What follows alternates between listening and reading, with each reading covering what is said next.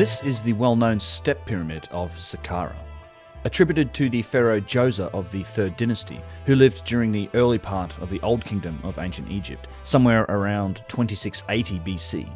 This structure was supposedly designed and built by the famous architect and polymath Imhotep. It is often cited in Orthodox history as being the prototype pyramid or the first pyramid. Some say it gained this shape by virtue of being a series of stacked mastabas, which are flat, square-like structures used as tombs by multiple ancient cultures, and then it was expanded into the step shape that we can all see today.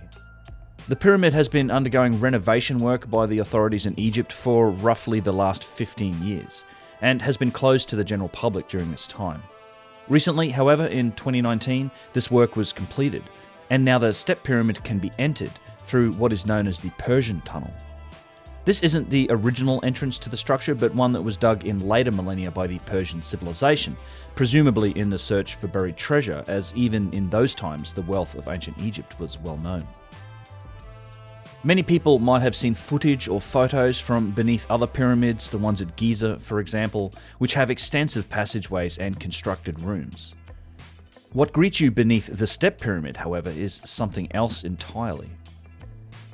This structure has been built over a huge open shaft that descends into the bedrock of Saqqara to around 90 feet or 30 meters deep. At the bottom of the shaft lies a massive multi-piece granite box, naturally labelled as the burial chamber, although nothing was found inside this structure except for granite fragments and the remains of a human foot, which was carbon dated to somebody who lived centuries after the time of Djoser and the 3rd dynasty. As impressive as this site is, what's even more impressive is what lies deeper beneath this chamber and the box, and what was then found down there. Below this chamber are literal miles of tunnels in a labyrinth that was carved into the bedrock below the step pyramid and the sands of Saqqara, in which were found dozens of tons of machined crystalline stone slabs, as well as tens of thousands of sublime ancient stone jars. Many of these were made from some of the hardest forms of igneous rock, bearing undeniable signatures of precision manufacturing, indicative of advanced technology. These jars, as well as these slabs of machined stone, have been removed from the depths here over the last century. Although the vast majority of these stone jars were found here and dated to the 3rd dynasty, other examples from other parts of ancient Egypt predate Djoser and go back to the very beginnings of the dynastic civilization, and some even predate the civilization itself. Who made them and where they originally came from is still a mystery. How can we reconcile these artifacts with what we know of ancient Egypt, their tools and their building techniques? Much like the ancient ziggurats of other primitive early civilizations, the step pyramid itself fits into this story. The structure itself is, I think, the product of relatively primitive ancient civilizations. What was found beneath the pyramid, however, is most definitely not, nor are the jars found down here the result of the tools that come from ancient Egypt. How can we fit these mysteries and this evidence that is right in front of the eyes of anyone who cares to look closely enough, into the story of human civilization? My name is Ben. Welcome back to Uncharted X, and I hope you'll join me as we explore a few of the enduring enigmas still to be found at the ancient site of Saqqara in Egypt. Located just south of the Giza Plateau, the Saqqara necropolis occupies a huge area, some 7 kilometers long by about 2 kilometers wide, and probably extends further. The name Saqqara might be familiar, as it certainly has been in the news and in popular culture recently. A widely viewed Netflix documentary detailed the discoveries made over a season of archaeological digging here and the discoveries made on the site, and there has been a seemingly constant stream of press talking about finds at Saqqara.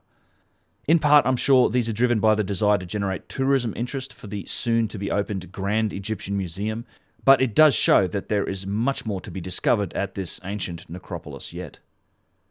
All of these recent finds at Saqqara have been made in very shallow depths, some only barely below the surface, and they are undeniably the works of the dynastic Egyptian civilization.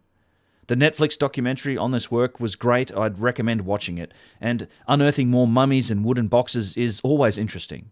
But in my opinion, they are far less interesting than the real unsolved mysteries of deeper discoveries that have been made at Saqqara in the past.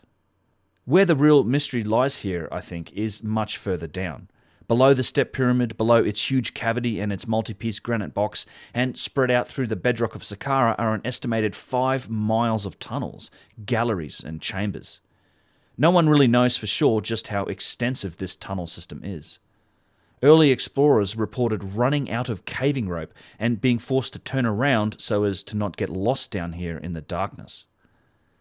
Further, there are a number of credible reports from locals, such as the late well-known guide and indigenous wisdom keeper Hakim El Ayawan, of subterranean passages running for many more miles, even connecting between the major sites themselves, and that in the past a man could walk from Giza to Saqqara entirely underground. Anyone who visits Saqqara today can see the evidence for the massive amount of work that was done into the bedrock. There are huge shafts cut deep into the ground. This one is not unlike the shaft beneath the step pyramid, and under the right circumstances, you can get down into some of the catacombs here. Once you wade through the ubiquitous trash that typically fills any area off the beaten tourist path, you can quickly get a sense for just how maze-like these bedrock tunnels are. There is no doubt that this area is a necropolis. It has been used to bury the dead for millennia, and right up until fairly recent times. In fact, there are still many human remains in evidence down here in these catacombs, even rooms filled up with bones. I've had the chance to explore a little bit down here, and the sense you get is that these catacombs and tunnels most likely run everywhere beneath the ground at Saqqara, in multiple levels, and not just below the step pyramid. I wouldn't be surprised if all of these areas were connected at some point in the past. After all, the Serapeum is also located on this site, with its huge underground galleries and its mighty granite boxes. Even on that site, there is evidence for further unexplored tunnels and passages. If you're interested in knowing more about that, check out my multi-part Serapeum series. There's a link to that below in the description. Returning to the step pyramid, the shafts and tunnels below this structure were first excavated and documented in the modern era at least by French archaeologist Jean-Philippe Loyer, who recorded his findings in a series of books beginning in the 1930s. He worked on this site for decades and was responsible for the wonderfully well-done restoration of the enclosure wall and the temple structure that is next to the step pyramid. This is the one that tourists walk through every day. If you visit Saqqara, I'm sure you'll walk through this restored temple. What Jean-Philippe Loyer found down here is truly remarkable. The massive multi-piece granite box at the bottom of this huge shaft is one thing, but all around this shaft and below it, he discovered a labyrinthian network of tunnels and galleries. Some of these chambers were beautifully tiled and decorated by the dynastic Egyptians, and in places this decoration still exists even today, not that many people ever get to see it. The real treasure found down here, in my opinion, were the more than 40,000 exquisite stone jars, buried in the rubble that was found in all of these passages and galleries. A small fraction of these incredible artifacts are on display in the Cairo Museum, and I'm sure the vast bulk of them are in warehouses and other storage locations. Hopefully more of them will be displayed to the public at the new Grand Egyptian Museum, which should open sometime in 2021. I think these jars should be the subject of a modern engineering analysis. However, as far as I can tell, this has never happened in at least mainstream academic circles. Egyptologists do not seem to particularly trouble themselves with how these objects were manufactured, even though many of them are made from some of the hardest types of stone found anywhere in the world. They seem content with the assumption that these were made with primitive and simple hand tools, and typically they date them by where they were found or by the few that have hieroglyphic writing badly scratched into them. This lack of a real study is a real shame, as I think a proper investigation into just what it takes to manufacture these objects, in particular those with the most difficult characteristics, could reveal much about the truth of our past and the capabilities of our ancestors. I've mentioned these jars and vases in several of my videos, but I wanted to get into some of the specifics around just why they are so astonishing and how I think they can be explained, as well as how they fit into the story of history and the dynastic Egyptian civilization as we know it. As you can see from these early images from Jean-Philippe Loyer, these stone jars were found in amongst the broken ruins of many more thousands of pottery pieces. This is also how they're displayed in the museums, fairly primitive pottery next to exquisitely made hard stone jars. It's something of a constant source of amusement when you consider what it takes to make them versus what it takes to make the pottery. The reality is there are vast and frankly uncrossable leagues of difference in the engineering and manufacturing technology required to make pottery pieces versus that which is required for many of these stone jars. Many, if not almost all, ancient civilizations discovered and utilized pottery, many raising it up to an art form, and their various forms and styles are used to date different periods and to connect discovered pot shards to particular times in history. Pottery is a tradition that has continued unbroken down to our time and to our civilization. My grandmother was an avid potter. She had a large shed in the backyard of her home in Bowen, Australia that was full of clay blocks, kilns, potter wheels and tools. I have memories of hours spent playing at making pottery on the spinning potter wheels as a kid. As prolific and clearly functional as pottery is, ancient Egypt seems to have been one of the only ancient civilizations to also extend making these types of vessels from the hardest forms of natural igneous rock, things like granite, diorite, schist, quartz, porphyry, basalt, or even corundum, amongst others. These materials rank a 6, 7, 8, and even 9 on the Mohs scale of hardness, which is harder than iron or even steel. The Mohs scale tops out at 10 with diamond, which is the hardest substance known. So what specifically makes these jars and vases so remarkable? There are two key challenges involved in their manufacture. First of all is carving the material itself, which requires a substance harder than that which is being carved. There is no evidence of diamond use in ancient Egypt, although a substance like it must have been utilized, as many of these bear specific striations and tooling marks of something carving the stone and not simply grinding at it with abrasive powders. The fact that grinding was not the technique used is demonstrated by the observable striations and tool marks that still exist on many of these fragments. More impressive, however, is the precision with which they've been formed, and the technological implications behind this precision, as well as those of the tool marks themselves. Whatever was guiding the tools that carved these objects was a remarkable piece of technology. Many jars seem to be utterly symmetrical, perfect in their dimensions, like this piece, which is so finely balanced as to appear to stand upright on its tip, like an egg standing on its end. Others have been worked to a frankly ridiculous thinness of material, like this vase, broken in a section so that we can appreciate just how finely the very hard and brittle stone has been worked. Flinders Petrie described some vessels as being worked to, quote, an extraordinary thinness, no stouter than thin card, end quote, and yet still maintaining the same degree of symmetry and precision in manufacture. This isn't a simple task, as along with being very hard, these types of stones are also brittle when carved, and many are formed from conglomerate stones, which are made up of crystals and other materials.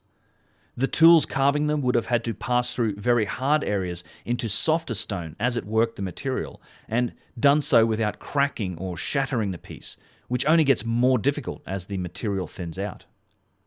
This bowl, discovered by Jean-Philippe Loyer in the treasure hoards beneath the Step Pyramid, has been turned so well in crystalline stone as to be translucent, an extraordinary feat of ancient advanced machining. Other pieces are fully hollowed out with long necks and narrow, undercut, flared openings. The tools that were used to carve these had to work the insides of these jars just as precisely and delicately as the outsides. I'm not sure if we've ever replicated such pieces in material like schist or porphyry, but I'd imagine it would be a most difficult task, even with our modern technology and machines. To achieve such characteristics, the symmetry and exactness in extremely difficult material like this, with primitive and simple hand tools like the ones found in the archaeological record, is frankly impossible. Despite many experimentalists carving rough stone vessels by hand and then declaring victory, replicating these specific characteristics in stone with simple hand tools has never been demonstrated.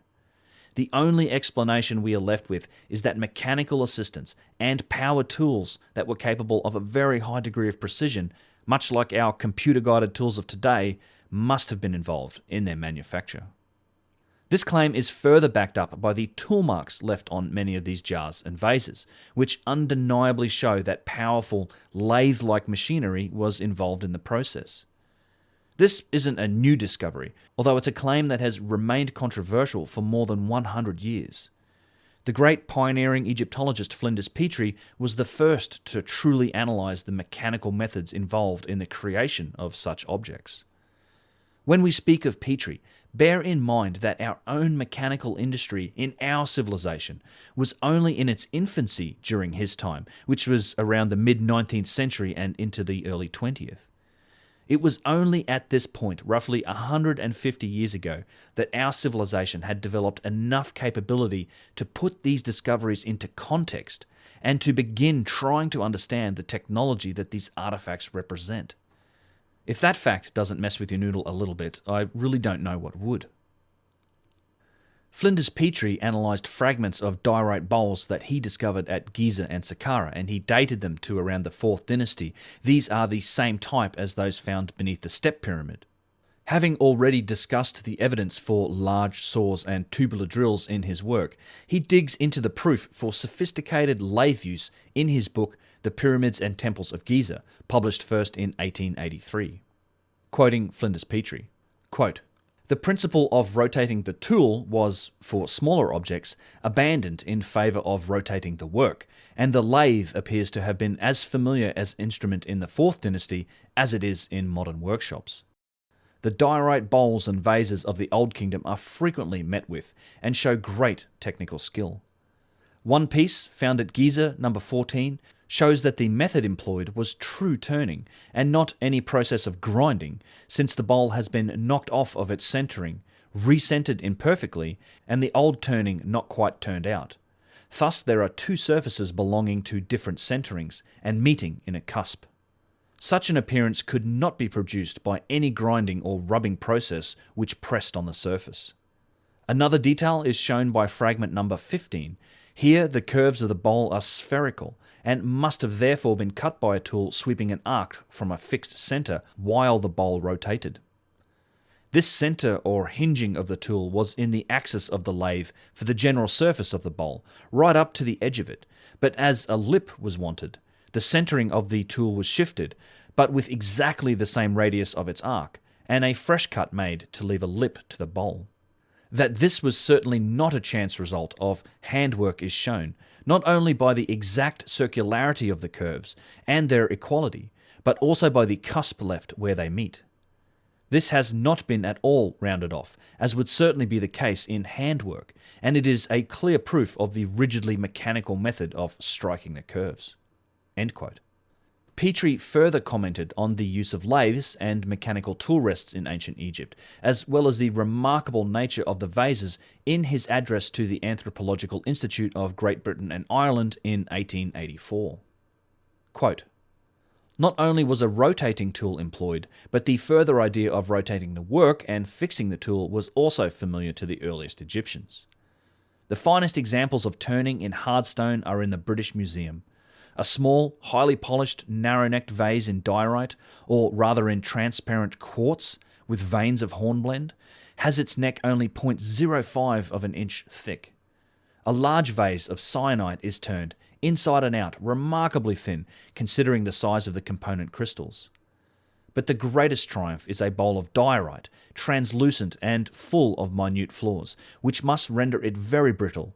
Yet this bowl, 6 inches diameter, is only 1/40th of an inch thick over its greatest part. Just around the edge it is thicker in order to strengthen it, but a small chip broken out of its body shows its extraordinary thinness, no stouter than thin card.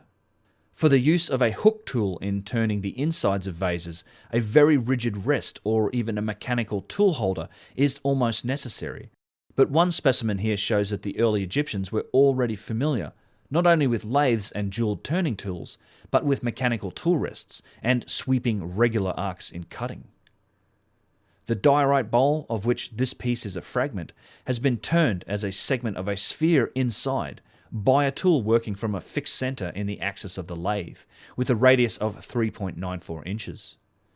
Having cut this spherical curve, the center of play of the tool was shifted about 0.5 inch higher and 0.7 inch out of the lathe axis, and a fresh arc was struck from this center of the bowl, thereby cutting out a fresh curve which left a raised lip around the edge.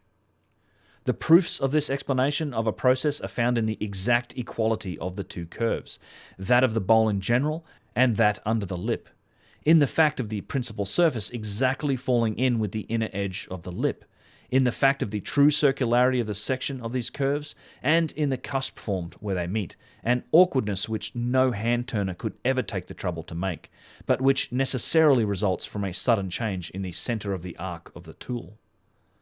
All of these details have been worked out from very careful measurements of this piece, using successive templates of slightly varying curves to measure the exact curvature, etc. End quote. Modern-day engineer and precision manufacturing expert Christopher Dunn has followed in the footsteps of Petrie and analysed the very same diorite fragments that Petrie discovered. Thankfully, these pieces are located in the Petrie Museum in London, which permitted Chris Dunn to investigate these objects hands-on, which is exactly the type of investigation that is sorely lacking on many of the vases in places like the Egyptian Museum. Dunn's conclusions support Petrie's observation that powered machinery and precision lathes must have been used in their manufacture, and he builds on Petrie's work with his own extensive manufacturing knowledge and experience. Quoting Christopher Dunn from his book Lost Technologies of Ancient Egypt, quote, "The relevance of ancient megalithic construction and precision cutting of igneous rock relies on engineering principles, not on geology or Egyptology. The potsherds Lehner asked to see that would change his mind about ancient Egyptian history are found in Egypt and in museums all over the world. The ones I have studied reside not in Egypt, but are situated in a glass display case in the Petrie Museum in London. The recent documentaries that have been broadcast by Egyptologists have been a distraction from what was really going on in ancient Egypt. They mislead by not addressing the incredible precision of the available artifacts. They do not address the remarkable geometry and exactness of the ancient Egyptian statues, and they have ignored evidence presented by Flinders Petrie in 1883 that proves that the ancient Egyptians used highly sophisticated methods for cutting stone, including efficient and versatile lathes. The lathe is a natural development from the potter's wheel depicted in ancient artwork and presumed to have existed in ancient Egypt. The type of potter's wheel in ancient Egypt is taken from an Egyptian relief showing the god Khnum seated at what is theorized to be a kick wheel. The potsherds in the Petrie Museum, however, are of a different quality than what can be produced on a potter's wheel or even a woodworking lathe of the kind used by underdeveloped cultures. What is depicted in Figure 11.2 does not explain two potsherds that Petrie described in the pyramids and temples of Giza. As seen in the photographs of the bowl shard housed in the Petrie Museum, illustrated in Petrie's drawing is the backside convex part of a bowl shard. Petrie, however, did not discuss a more important feature of this shard, the concave surface on the opposite side of the surface he had illustrated. This is surprising because the radial gouge on the dished side of the potshard can provide a clue as to what may have caused the bowl to be knocked off axis in the lathe, or at least another result of the bowl's displacement in the lathe. The question it raises, however, cannot be answered by conceptualizing the lathes used in ancient time that are depicted in history books. The grooves on the dish may have been the result of the material shifting on its axis, causing the tool to plunge into the material, knocking it off axis and causing the biaxial convex radius on the outside of the bowl. Because it has the impression of the geometry of the tool bit being applied to the surface, the existence of the gouge also proves Petrie's contention that the surfaces noted on his 15D were created with a single point tool and were not the result of rubbing with abrasive. This is an important point when we consider the ancient Egyptians' level of technology. Implied in the manufacturing errors may be the action of two tools at the same time, one on the outside and one on the inside, which indicate that as the tool created the gouge on the inside of the bowl, it pushed the bowl into a component of the chuck that was holding the bowl until the stone broke under the pressure. Perhaps the most important question to ask when we try to determine how these errors were created is what kind of power was behind the lathe to allow a single point tool to cut a gouge so deep into the material that the stone would ultimately fail and break. The forces implied with this simple potsherd are not the forces associated with a potter's wheel or a spindle lathe that is spun via the manual push and pull of a strung bow. If a manually operated lathe met such resistance, it would come to a stop. To argue that only manpower was used in the process of creating this error would be to argue that the operator acquired some sort of lever to rotate the chuck that held the stone and made a conscious decision to drive the tool deeper into the diorite and ruin his or her work. Petrie's 15D shows the versatility of the lathe employed to create it. As seen in figure 11.4, the surface is double dish-shaped with tantalizing telltale shallow striations on the surface. These striations would not be out of place on a modern artifact created on a lathe when a tool which had made a cut across the surface was reversed across the same path it took when it made the cut. The grooves shown just below the cusp indicate that as the bowl turned in the lathe, the tool moved rapidly across the surface. When I first examined these pieces physically by running a finger across the surface of the dished out stone, they were smooth, machined surfaces with no dips or high spots. When we take these into consideration, along with the sharp cusp and the scratches in the surface in Petrie's 15D and the deep groove in his 14D, the implication is the use of a lathe that was under significant power and that the rotary axis of the bowl and rotation of the tool were dependent upon precise bearings. This technology pushes the envelope further. Considering that the pyramids were crafted with such precision, is it surprising to find circumstantial evidence that proves that exact and robust machine tools existed in prehistory? Such machines did not just saw blocks for the pyramids and temples, but they also crafted delicate and precise stonework, such as the Ramses statue and the stone bowl fragments discovered by Petrie. Could we recreate the granite and basalt boxes in the Serapeum without employing some fairly sophisticated machinery? If we did not have the materials to devise such machinery, had not developed an understanding of metrology, and were without an inventory of instruments to measure precisely, how would we achieve these miracles in stone? Is anyone today willing to take on the fabrication of an Apis bull box? End quote. Despite this clear evidence of lathe use, and the fact that Egyptology firmly dates these vases and jars to the Old Kingdom, many of modern Egyptology academics do not credit the Old Kingdom with the knowledge nor use of the wheel. This is because there really isn't any evidence for the wheel, outside of these artifacts that is, not in their writings and not in the tools that we've found. Even the chariots from these times used sleds rather than wheels, and we know sleds were used to drag stone blocks for some of their building projects. They definitely developed use of the wheel over time, but most academics believe that occurred in periods after the Old Kingdom. This contradiction about the use of the wheel in Old Kingdom dynastic Egypt is but one of many in the story of this early phase of history. Contradictions that are exposed by an analysis of the objects that allegedly come from that period. If the ancient Old Kingdom Egyptians did not have the technology of the wheel, and they utilized simple flint or copper hand tools, how can we conclude that they did in fact manufacture these objects? This question leaves us with two possible answers. Either they had vastly more capability and far more sophisticated tools than what we credit them with, or they didn't make them at all. The possibility that these objects are older than the Egyptians, that they were made by a more advanced precursor civilization, that the kings of Egypt inherited them, used them, and found them to be as utterly astonishing as we do, is only further strengthened by the many other contradictions in this story. One such contradiction comes from understanding just how these objects themselves are dated by Orthodox Egyptology.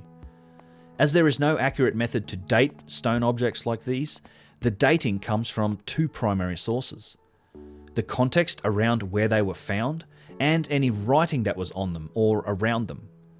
Let's look at the writing first, as Jean-Philippe Loyer documented in detail many examples of glyphs carved into these objects, and you can witness them yourself in the hallways and cabinets of the Egyptian Museum. Some of you will have heard my perspective on this before, as it applies not only to the writing on these jars, but also to that found on many other precisely carved objects, like boxes, slabs, columns, obelisks, and statues. Like these larger objects, these smaller stone jars are remarkable in that they have been perfectly finished, in many cases symmetrical, and have been polished to a very fine and utterly smooth surface. We simply do not see these same characteristics reflected in the hieroglyphic writing. In fact, on many of these beautiful stone jars, the writing is very crude, as if it was roughly hammered into the surface, clearly the result of hand tools like flint chisels. This is a huge contradiction. If you have the capability to precisely carve and polish stone, including inside sharp angles, and the ability to create objects with perfect circularity, symmetrical dimensions, or objects with straight lines, why can't you do that for the writing? These glyphs are clearly the result of hand tools and chisels, and it reflects a technology level that is far below that which has been used to make the object itself. Once again, we see a tremendous mismatch in levels of technology between the writing and the artifact, yet Orthodox history insists that it was the same people doing both. It doesn't make logical sense, but we can start to understand it when we look at these artifacts through the lens of inheritance and a longer timeline. The other element of dating these jars comes from the context around where they were found. As previously mentioned, more than 40,000 of them were found beneath the step pyramid, some in chambers with writing on the walls, and much of this context firmly places these burials to the time of Djoser of the Third Dynasty, around roughly 2680 BC, or some 4,500 years ago. No doubt that reflects the time that these were interred underground, even if it can't speak to the date of their manufacture. However, this isn't the only place in Egypt that objects like these have been discovered. The astonishing and somewhat notorious schist disc is a famous ancient relic, housed in the Egyptian Museum, although they do keep moving it around and I've had to hunt to find it every time I visit. This is called a decorative vase by Egyptology, but there have been several efforts by independent researchers to recreate it and to study its shape in an effort to discover any functional properties that it might have had. I've read all sorts of speculation about this piece. Looking at it, with its circular hole in the center, certainly does conjure up images of it spinning or being some component of a larger machine. Now, whether you think this was functional or not, I think we can all agree that it is an incredible bit of stone masonry, carved from a single piece of very hard and brittle schist. While it was once whole, it was discovered broken and has been repaired in modern times. Surprisingly, the schist disc wasn't found in a 4th dynasty burial, and it wasn't found beneath the step pyramid.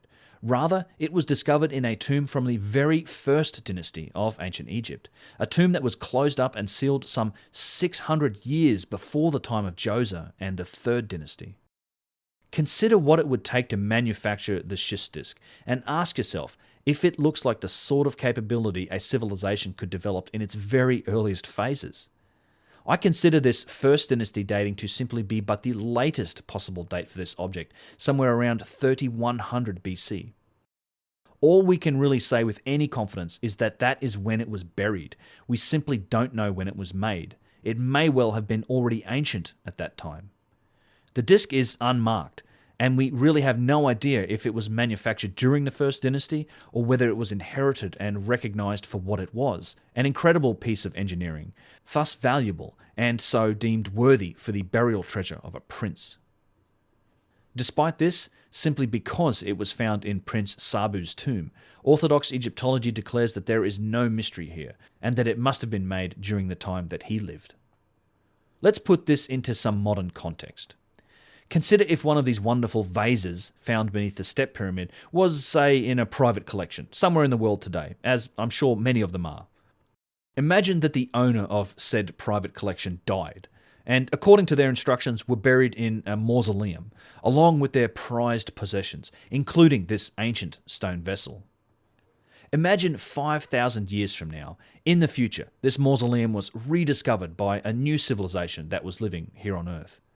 Should they infer that all the objects buried with this rich collector was made during their time? Do you not think that the royalty and aristocracy of ancient Egypt would have also placed value on objects that they found to be ancient? It's a simple thought experiment, and it shines a light on the very tenuous lines of so-called proof that is used by academia to categorically state that these artifacts were all made by the dynastic Egyptians. Some objects go back even further. This is one of my favourite pieces, a machined tube of lapis lazuli with a gold sheath. It is simply labelled pre-dynastic, and I can't help but laugh every time I see it, as it's housed in a cabinet along with pottery shards, bone ornaments, and other objects of the late Stone Age. Presumably because that was the context around which it was found. But it would be much closer to the truth to say that it's an out-of-place object, and we simply don't know how old it is. I don't think there's even any source for lapis in Egypt. We really have no idea where this came from or how it got there. All we can say is that it was found in the remains of a pre-dynastic site, in the possession of whatever people existed in Egypt before the mighty dynastic civilization even got started. Precision-carved stone vases get older, much older. On my most recent trip to Egypt, in the Nubian Museum in Aswan, Yusuf Awan pointed out records from the excavation of a site named Toshka, work that was done in the 1960s. This site is now underwater after the construction of the Aswan Dam. At Toshka were found human remains as well as stone vases, and the organic remains were carbon dated to around 12,000 to 14,500 years old, roughly 10,000 years before the dynastic civilization. Let that sink in for a moment. Stone vases of the type that were found beneath the step pyramid were already in existence in Egypt and were buried with someone who lived at the end of the Pleistocene, perhaps even before the great cataclysm of the Younger Dryas. The fact that these pre-dynastic objects are dated as such by mainstream academia itself, yet at the same time they refuse to acknowledge what it means to the story of history, seems to fall into the category of getting hoisted on your own petard. Because these sophisticated artifacts come from, at the least, the very earliest periods of human civilization, is likely why Orthodox Egyptology has no interest in an engineering analysis of how these objects were manufactured.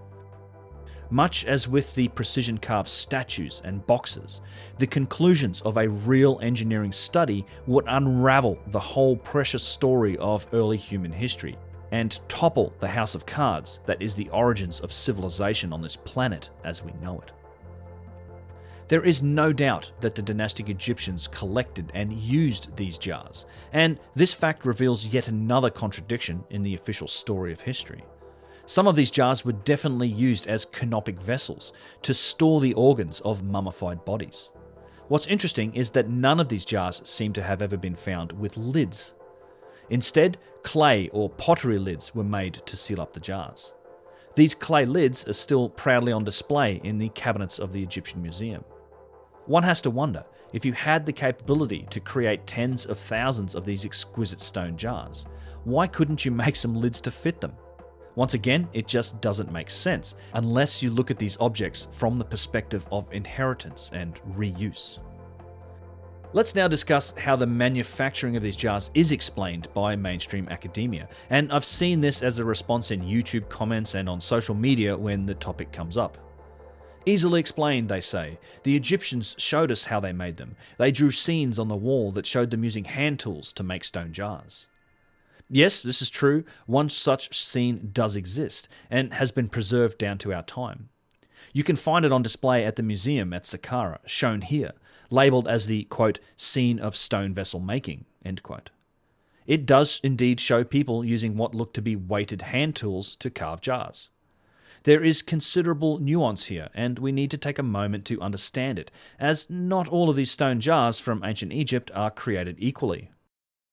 Look carefully at these jars that surround this scene, and also at some of the others that are on display at Saqqara. They do not display the same characteristics of perfect symmetry and geometry, the sharp edges, or the thin card thickness shown in my previous examples.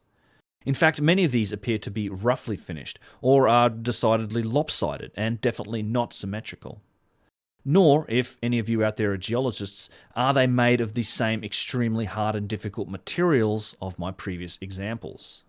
Most of these jars are made from alabaster, which registers a mere 1.7 on the Mohs scale of hardness, and as such is fairly easy to work with primitive hand tools.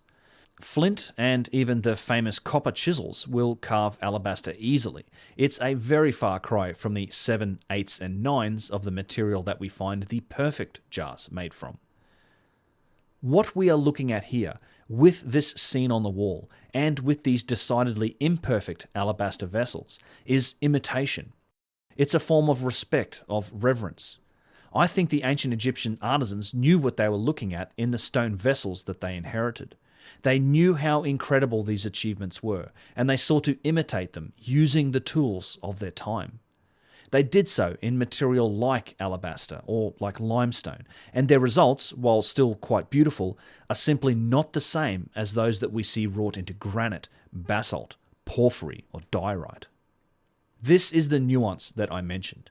Remember that when Jean-Philippe Loyer discovered the thousands of jars beneath the Step Pyramid, they were amongst the ruins of much pottery and other objects, all made from softer material.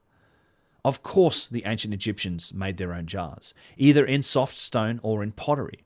As Chris Dunn mentioned, the god Khnum was said to have moulded everything on his potter's wheel, including the people and the other gods, so they clearly used it. They recreated these objects as best as they could, just as they imitated and recreated boxes, statues, obelisks, and columns. The dynastic Egyptian civilization existed for thousands of years, but from a technological perspective, there is undeniably two classes of objects one can observe there today. Just as their writing couldn't match the precision or polish of more ancient inherited objects, neither could their efforts at recreating the artifacts themselves. One only has to look at the remains we have with an open mind to begin seeing the truth. For all those that insist that all it took was simple hand tools and time to create objects like these, there is a way to test it. Get a lump of diorite and recreate one of these objects using only that which you claim the Egyptians used. However, the details here matter. The characteristics that we've discussed, the most difficult aspects of the work, need to be acknowledged. Make this jar one that can stand on its tip, or make a long-necked vase from porphyry with the thickness of a playing card, and then I'll concede that you're onto something. Once again, I would challenge those skeptics who claim that they know how it was done to the simple 4-point test as outlined by Chris Dunn in his book, Lost Technologies of Ancient Egypt. I do want to say that I think experimentation and testing these methods is a very good thing, and I do hope people continue to do so. But despite claims by some on YouTube and elsewhere, this test has not yet been satisfied. Personally, I do not believe that these can be replicated without the aid of significant technology. It's the same conclusion I come to when analysing the precision boxes, statues, and massive objects, as I've done in the previous episodes in this series. Let's now return to the Step Pyramid, as there is one more mystery I want to explore, something not very well known today. During the recent 15 years of renovation work that happened here, something like 50 to 80 tons of machined alabaster was removed from the chambers and passages below the structure. Why this was done, I have no idea, but it was all brought up to the surface, piled up behind the Step Pyramid, and then bulldozed into rubble and buried. There is a huge scree field behind the Step Pyramid today, one that we're walking on top of in this footage, and you can still find small pieces of this work. In a few minutes here on a recent trip, we found chunks with machined surfaces, others with perfectly made tubular drill holes. I really don't know specifically where all this white quartzite or alabaster came from beneath the pyramid, nor why it was removed, but it certainly seems like something interesting was going on underground here in the past. So, how can we reconcile the evidence that we see in the stone and the contradictions they present to the story of history? It's clear that beneath the ground at Saqqara there are some astonishing signs of advanced technology, as evidenced by the stonework, and these are to a standard that is far beyond the known capabilities of the early period dynastic Egyptians. Equally, we can observe that there is a disparity between what was found below the ground and what's above it. As we look up from this huge shaft and its granite box below the step pyramid, we can examine the structure that was built over it. As famous as it is, the step pyramid is still something of a crude construction, made up of limestone blocks, not very large, nor precisely fitted. These stones have mortar between them, and the whole structure has been reinforced with wood. Some of this wood is part of the modern restoration, and some of it, still visible in the internal structure, are original beams of acacia wood or perhaps cedar, most likely sourced from the region of modern-day Lebanon. This wood was some of the first organic material to have ever been radiocarbon dated. Results from this dating indicate that the wood, and by extension the step pyramid itself, indeed does come from the Old Kingdom period. So does this mean that everything here originated in this period? When we look at the difference in technology and sophistication of what is below the ground, can we really say that this structure was made by the same builders responsible for the artifacts and chambers found beneath it? Perhaps, but I think the evidence here points to a different explanation, to the possibility of a longer timeline, of unknown and lost ancient civilizations, and to inheritance, renovation, and reuse. Of course, this is all just speculation. I can't say that I know any of this for sure, but what I am convinced of is that the orthodox story of the earliest parts of human civilization in this region does not make any sense, in light of the evidence that we have at hand. From a technological perspective, we cannot explain this evidence with the tools and techniques that we know were used by the Old Kingdom Egyptians, which leaves us with two possible resolutions. Either we've gravely misjudged them and their capabilities, or they didn't do this advanced, precise work. Rather, it was inherited. The inheritance scenario is the most likely one, in my opinion. This explanation fits the technological evidence at hand. This matches what the ancient Egyptians themselves said, who named themselves a legacy civilization. Not only that, but this explanation is receiving ever-strengthening support from adjacent fields of modern science. The extension of the human timeline, taking our origin point back even further in time, modern DNA studies showing the complexities of our species past, and the ever-increasing number of near-human ancestors being discovered. Perhaps most importantly is the evidence for recent cataclysm, and in particular the tide of impeccable science supporting the Younger Dryas event, a catastrophe of unimaginable proportions that was caused by a series of cosmic impacts and airbursts on our planet. This tumultuous event began some 12,900 years ago and caused a huge megafaunal extinction, and proof that it impacted humanity has recently been shown by the discovery of a bottleneck in the Y chromosome of the human race. These results show that all of a sudden, right in the Younger Dryas period, lots of people died all around the world. This event triggered quite literally biblical levels of flooding and destruction, the evidence for which is written into the geology of the planet. Something very, very bad happened in that period on Earth, and it happened not that long ago. 13,000 years ago, we barely lived through this as a species. Who knew what civilizations existed and were destroyed during this cataclysm? One thing is for sure, if it happened again, our civilization would be done. Barely anything would be left of our mighty globe-spanning empire. A couple thousand years later, assuming civilization can once again rise from the ashes, what would our descendants discover? The Hoover Dam, Mount Rushmore, the Panama Canal, and probably the Great Pyramids of Egypt. Only a few clues for those far distant generations to try and piece together. Would they say that everything they found was all part of the same ancient civilization, do you think? I believe that when we look at the ruins of ancient Egypt, we're looking at just such a picture.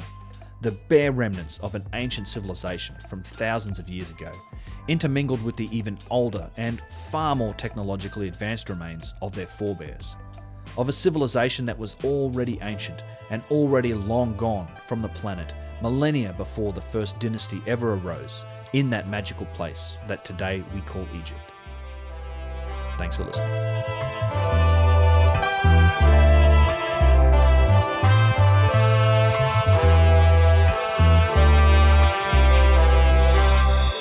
Hey everyone, well, I hope you enjoyed that.